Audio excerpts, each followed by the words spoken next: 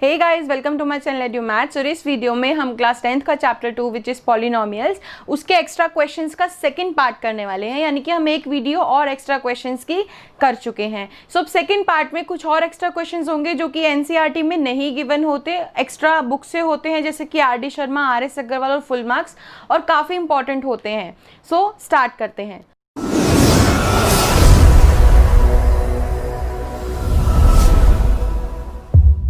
So guys, first question is, if x plus a is a factor of 2x square plus 2ax plus 5x plus 10, आपके पास एक polynomial given है और हमें a की form में भी गिवन है और हमें a की वैल्यू निकालनी है, फाइंड a।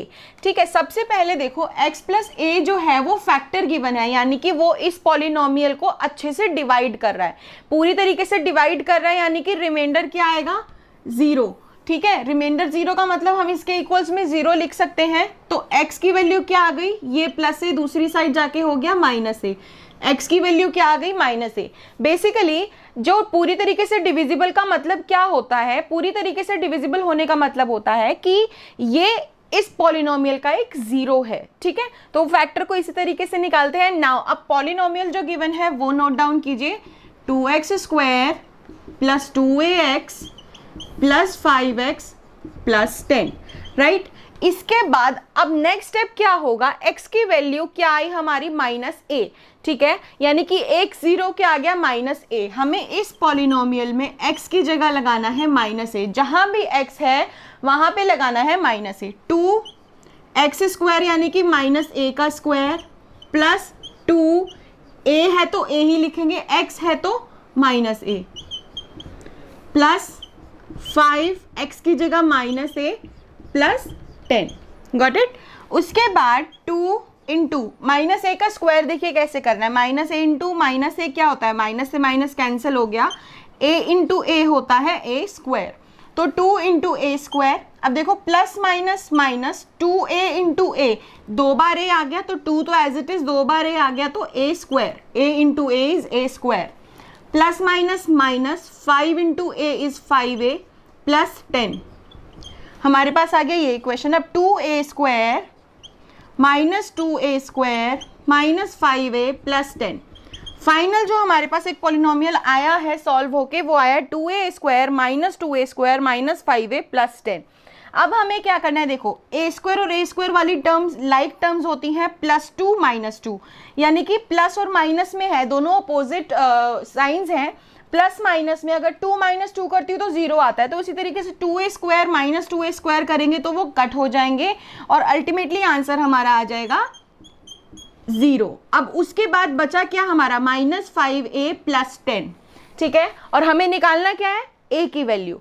सो ध्यान से देखो, फैक्टर है उसका मतलब रिमाइंडर 0 हुआ। देखो ये 0 था तो इसलिए हमने इसके इक्वल में 0 लिख दिया। एंड में जो ये आंसर आया है यहाँ पे रिमाइंडर तो इसका 0 है, तो रिमाइंडर ये तो नहीं आ सकता, 0 आएगा।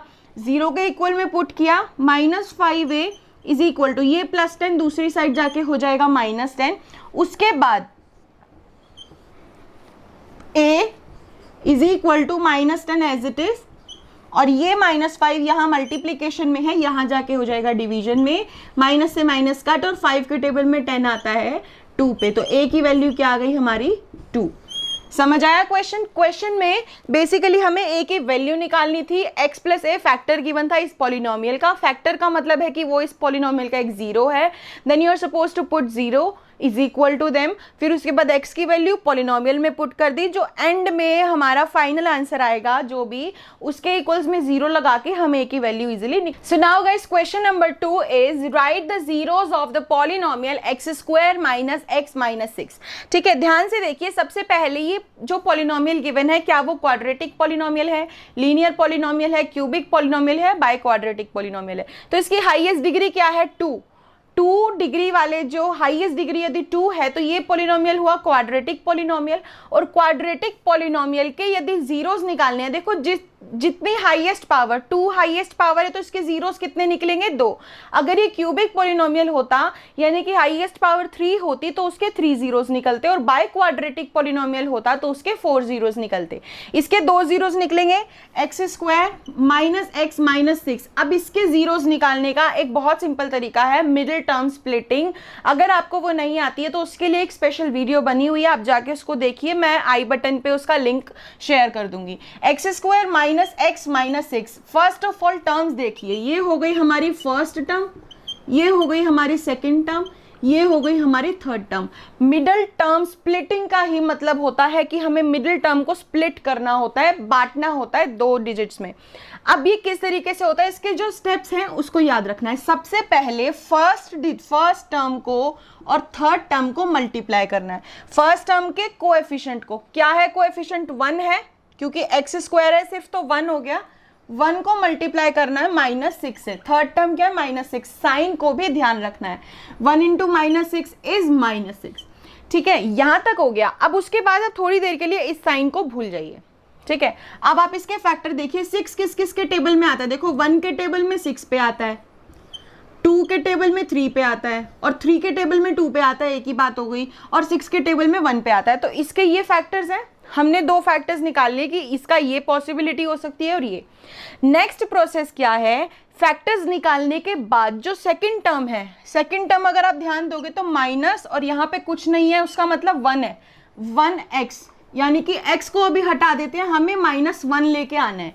-1 किस तरीके से आना चाहिए, 1 और 6 को प्लस करके या माइनस करके। जैसे कि मान लीजिए एक टर्म हम माइनस की ले लेते हैं, या फिर छोड़िए 1 और 6 है, क्या हम 6 और 1 को प्लस करेंगे तो 1 आ जाएगा, नहीं। 6 और 1 में से 6 में से 1 माइनस करेंगे तो 1 आ जाएगा, देन अगेन नो। अब यहाँ 2 और 3 में वो चीज़ हो सकती है, क्योंकि हम 3 में से 2 को माइनस करेंगे तो हमारा आंसर आ जाएगा 1। ठीक है, अब देखो प्लस करेंगे तो 5 आएगा, लेकिन -6 है। -6 कब हो सकता है, जब 2 और 3 को मल्टीप्लाई करेंगे तो एक डिजिट के साथ नेगेटिव होना ज़रूरी है, एक डिजिट के साथ नेगेटिव साइन का होना ज़रूरी है। तो मान लीजिए पहले मैंने 2 के साथ माइनस लगा दिया, हम किसी के भी साथ माइनस लगा सकते हैं, लेकिन पहले ट्राई करते हैं 2 के साथ माइनस लगा के। 2 के साथ माइनस लगा लिया, अब या तो ये प्लस होंगे, अगर ये प्लस होंगे तो 3 - 2, प्लस माइनस माइनस, 3 - 2 1, बड़े वाले का साइन आता है तो वो तो +1 आएगा, लेकिन हमें चाहिए -1, दैट मीन्स प्लस तो नहीं होगा ये। अब हम करके देखते हैं माइनस, लेकिन माइनस माइनस प्लस होता है, आंसर आ जाएगा -5, ये भी नहीं हो सकता। दैट मीन्स 2 के साथ माइनस नहीं लगाना, माइनस लगाना है 3 के साथ। ठीक है, अगर हम अब देखो इसको प्लस करते हैं, 2 और -3 को प्लस करते हैं तो 2 + -3 प्लस माइनस माइनस होता है, 3 - 2 1, 3 बड़ा है और बड़े वाले के साथ साइन नेगेटिव का है तो आ गया -1 जो हमें चाहिए। तो इसके 2 फैक्टर्स कौन कौन से होंगे, +2 और दूसरा होगा -3। अब -1 के साथ x जो हमने पहले लिखा था अब उसको ऐड कर देते हैं, और यहाँ x ऐड कर दिया तो दोनों फैक्टर्स के साथ x ऐड कर दो। यहाँ तक हमारा ये मिडिल टर्म स्प्लिटिंग का प्रोसेस हुआ कंप्लीट।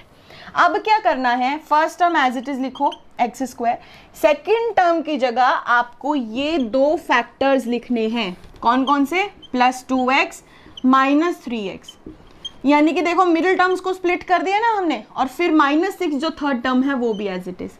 यहां तक होने के बाद अब हमें क्या करना है, फर्स्ट 2 टर्म्स और बाद की 2 टर्म्स को ऐसे मान लेते हैं कि ये पेयर अलग है।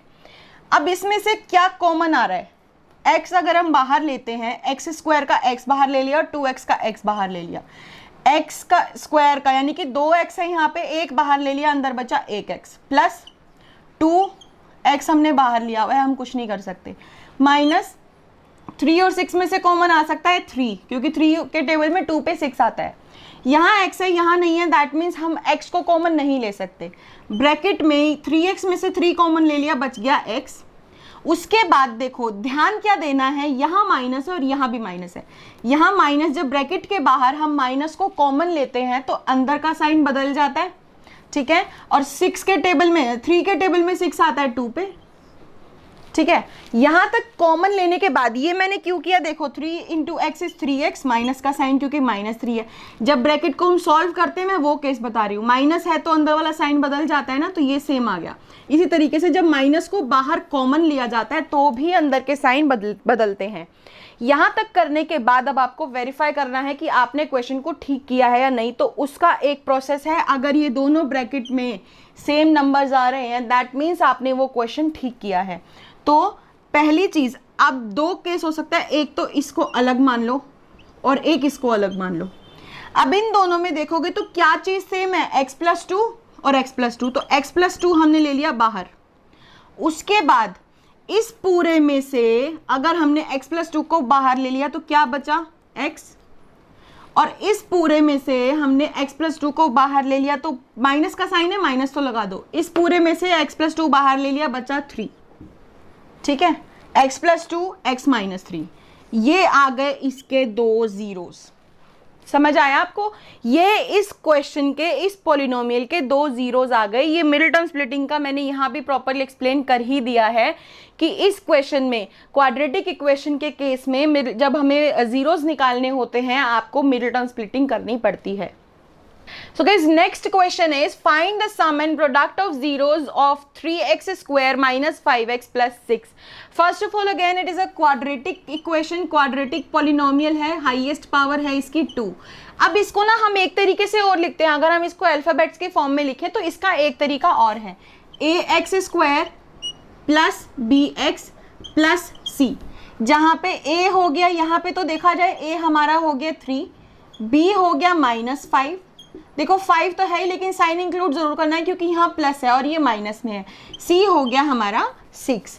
ठीक है, अब उसके बाद अगर आपने पहले की वीडियोस देखी हो तो आपको याद होगा कि इसके जीरोस को हम दो टर्म दे रखी है हमने, अल्फा और बीटा।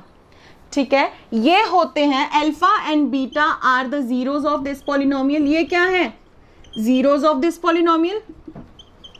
ठीक है, अब उसके बाद क्वेश्चन में है सम एंड प्रोडक्ट।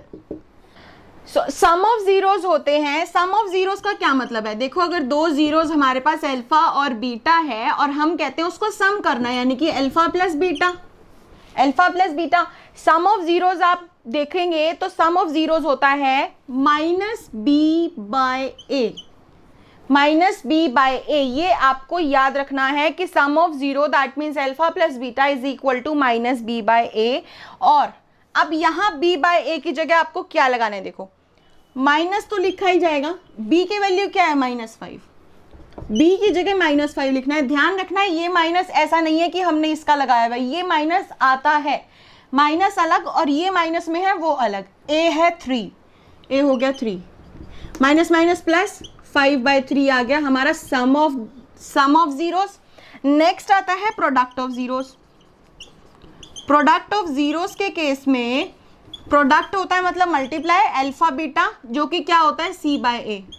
क्या होता है c/a। c क्या है 6, a है 3 से 6 को कट किया, प्रोडक्ट आ गया, product of the zero is 2। तो हमें सम एंड प्रोडक्ट निकालने थे, ये याद रखना है कि इसको हम ए बी सी ऐसे, मतलब कि ए बी सी अल्फाबेटिकली आप इसको लगा देंगे तो वो क्वेश्चन में आपके पास ए की वैल्यू भी अलग आ जाएगी, बी की वैल्यू भी और सी की वैल्यू भी। अब सम ऑफ जीरोस होता है -b/a, प्रोडक्ट ऑफ जीरोस होता है c/a, और ए और बी की और ए बी सी जहां भी अल्फाबेट है, you are just suppose to put the value of that alphabet. So that's it for today's video guys. And आज के वीडियो में हम केवल 3 ही क्वेश्चन कर पाए हैं, बट डोंट वरी, आगे की वीडियोस में हम और एक्स्ट्रा क्वेश्चन कवर करने वाले हैं और काफ़ी अच्छे क्वेश्चंस हैं जो कि आपके लिए काफ़ी इंपॉर्टेंट हो सकते हैं। सो that's it for today video guys, and do like, subscribe and share my channel. Thank you.